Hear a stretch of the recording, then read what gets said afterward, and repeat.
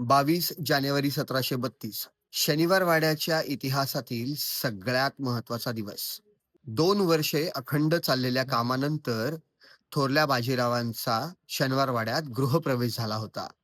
तुम्हाला आश्चर्य वाटेल, पण या कामाला खर्च आला होता अवघे 16,110 रुपये. पण मंडळी, हे काम इथंच थांबलं नाही. पुढची अनेक वर्षे वाडा विस्तारतच राहिला.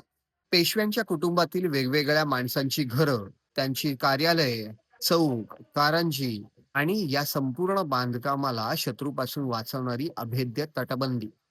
इथलं बांधकाम अगदी पानिपतच्या युद्धावेळीपर्यंत सुरू असल्याचे उल्लेख आहे.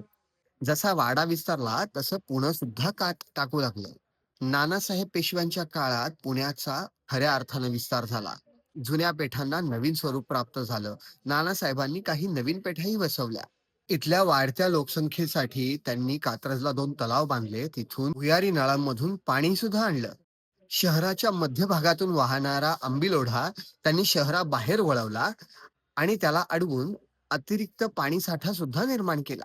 पुण्याचा 18व्या शतकात सुरू झालेला हा विस्तार अजूनही चालूच आहे. शनिवारवाड्याबद्दल सांगायला आणखी खूप काही आहे. पण ही एक इमारत म्हणजे पुण्याचा इतिहास नाही. पुण्याचा वारसा प्राचीन काळापर्यंत जातो. पुण्याचे जुने उल्लेख, इथं सापडलेले ऐतिहासिक दस्तावेज आणि अनेक जागा यांच्याबद्दल आपण पुढील काही भागांमध्ये माहिती घेणार आहोत. तेव्हा आम्हाला फॉलो करायला विसरू नका.